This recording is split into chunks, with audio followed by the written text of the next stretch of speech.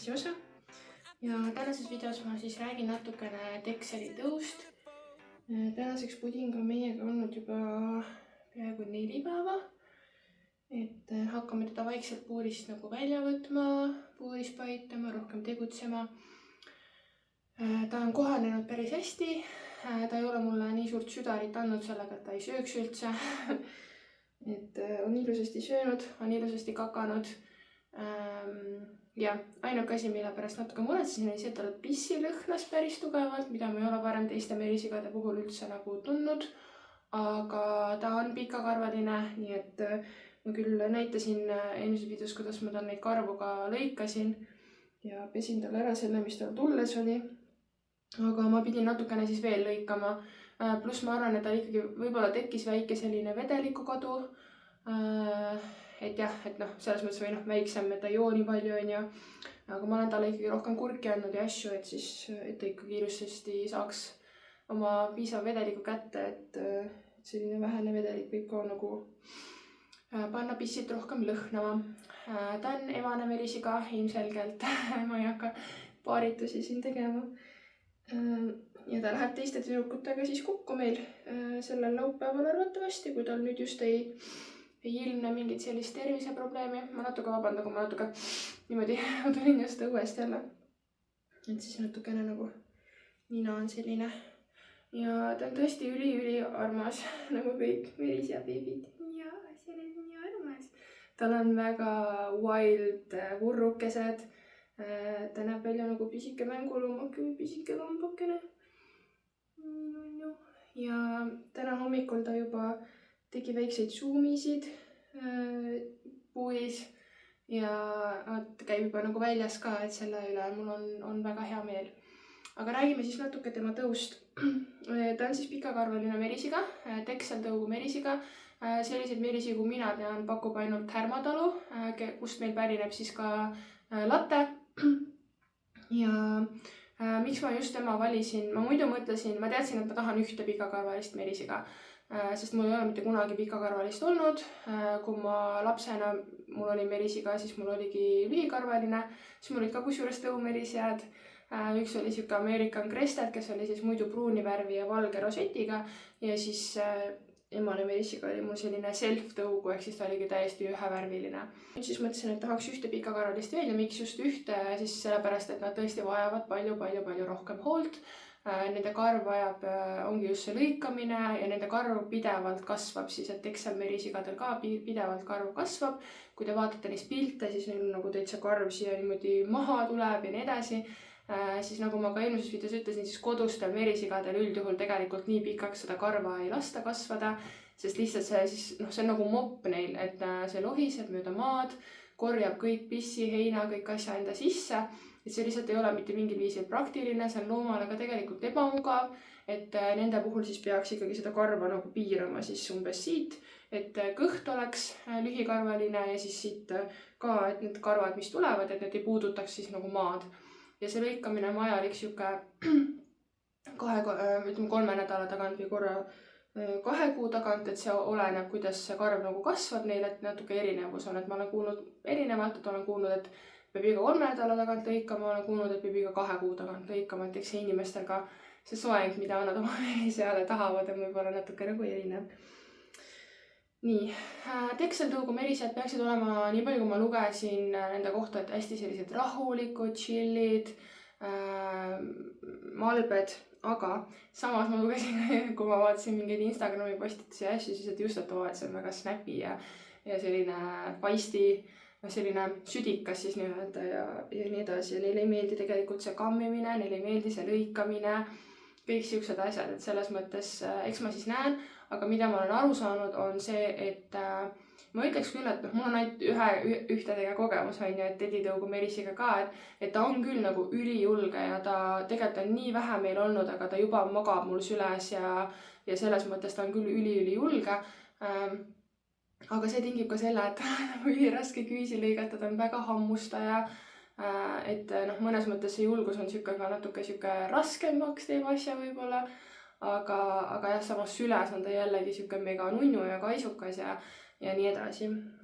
Et see on jah siukene aga lõppude lõpuks igal meriseal on oma iseloom ja minu arust sellepärast merisead ongi nagu nii ägedad loomad, et neil on igalühel oma iseloom ja nad on täiesti siuksed indiviidid ja omamoodi siis nii-öelda. Jaa, natuke koortoodika veel on ju. Nii, ja mis siis Texel merisigade puhul veel? Neil on lokkiskarv, et neil täiesti tekivad, et kui ma ka pesin teda, siis ma nägin, et see läheb täitsa siukseks nagu krussis lokki nii-öelda.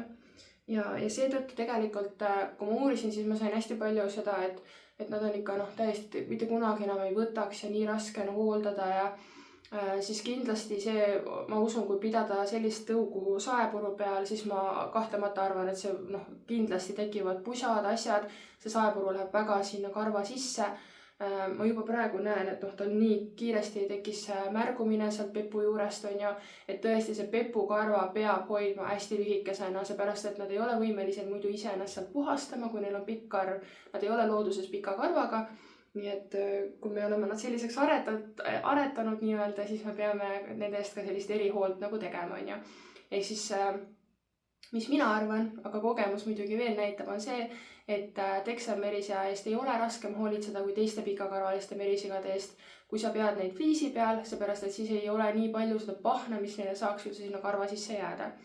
Siis teine asi, mida ma sain aru, on see, et nagu lokisjuustega inimeste puhulgi, siis minul ka, kui ma olen alles pea ära kamminud ja ma lihtsalt kammin nagu juuksed läbi või üldse ka, et ma pean ikkagi nagu neid mingit vahendit asja panema, et nad nagu hoiaks mul normaalselt, et kui ma lihtsalt kammiga käin läbi, siis mul ongi nagu siuke hästi puffi lähevad juuksed, on ju.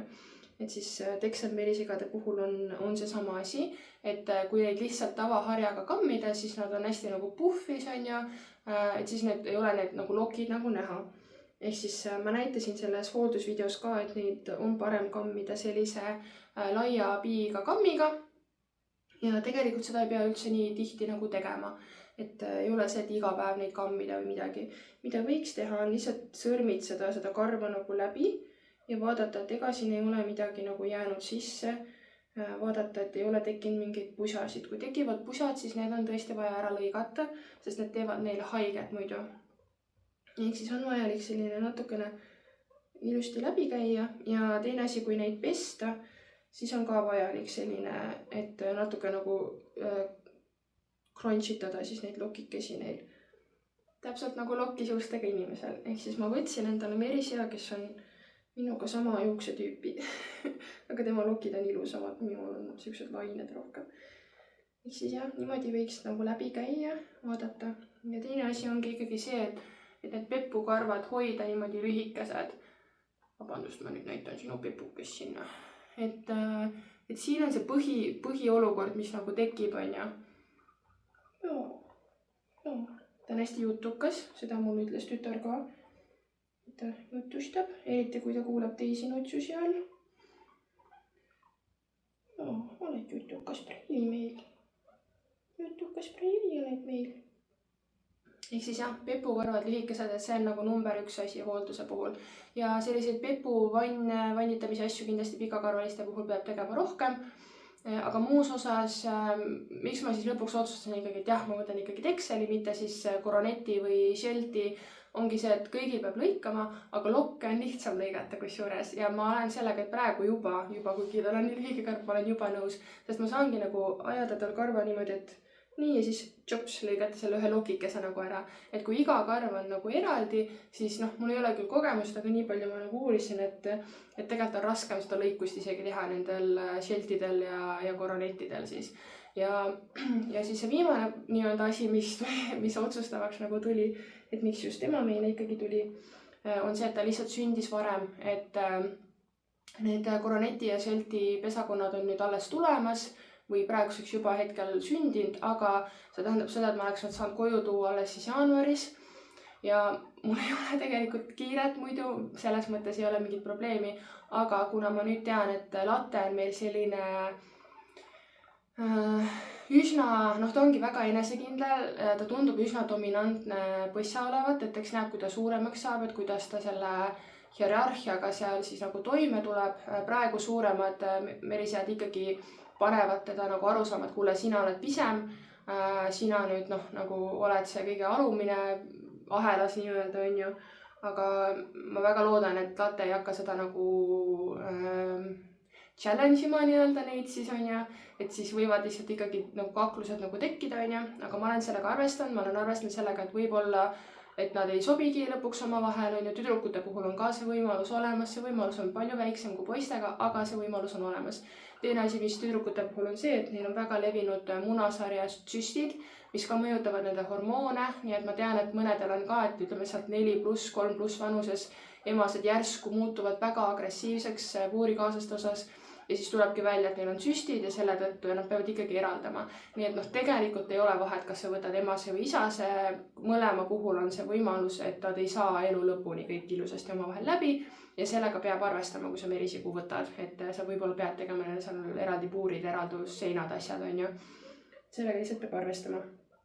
Aga praegu latte on veel väga-väga noor ja ma seetõttu arvan, et on lihtsam temale liita või neile üldse sellele karjale liita veel üks merisiga juurde ja seetõttu ma lihtsalt arvasin, et see 1 või 2 kuud lõpuks, mis see vahe siis tuleks, on üsna määrava tähendusega, sest et siis oleks latte ka juba siuke teismeline merisiga ja võib-olla oleks natuke siuke, kuidas ma ütlen siis, vägivaldsem või jah, et võib-olla ei võtaks pudingut nii omaks, on ju. Ehk siis ma tahtsin olla, et see võimalus, nagu õnnestumise protsent oleks võimalikult suur, pluss ta lihtsalt ei andnud mulle rahu. Ma sain temalt pildid, kasvata juba teadis, et ma ootan ühte pikakarvalist merisiga veel ja ta saatis mulle pildid, kui ta oli ära sündinud ja ma lihtsalt tegelikult nii armusin ära, et ma ei saanud, ma nägin isegi unest teda, mõtlesin, et ikka ma nii ikka tahaks, aga ma nii kardan seda karvahooldust ja kõik räägivad, et Excel on nii jube.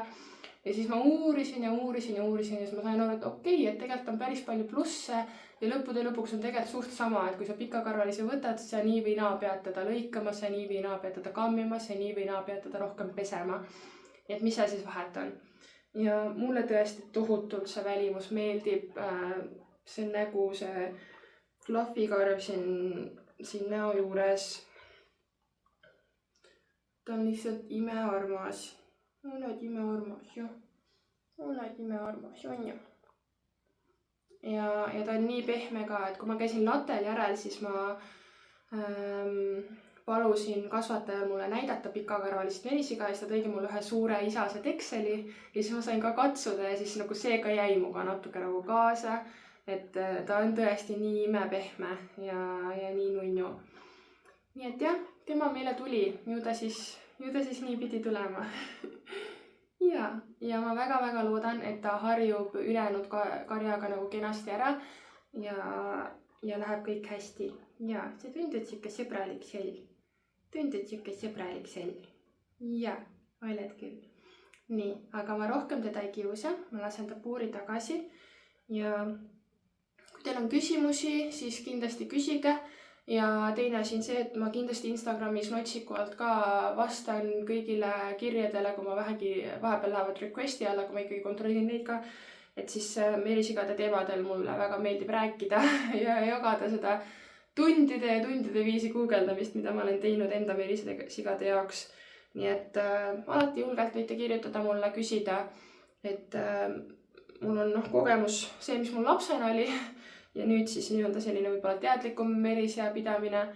Et jah, võite küsida, jagan hea meelega seda, mida ma ise uurinud olen. Ja üldse on mul väga tore näha teie merisigadest ka pilte ja kuulda teie merisigade kohta. Et eks ma siuke, nagu mõned räägivad, crazy guinea-pig lady on ju, et ma vaikselt muutun selleks. Aga jah, nad on väga-väga armsad ja nad on mul lapsest peale hästi hingelähedased loomad. Ja mul on nii hea meel, et ma saan neid uuesti. Ta lakub mind.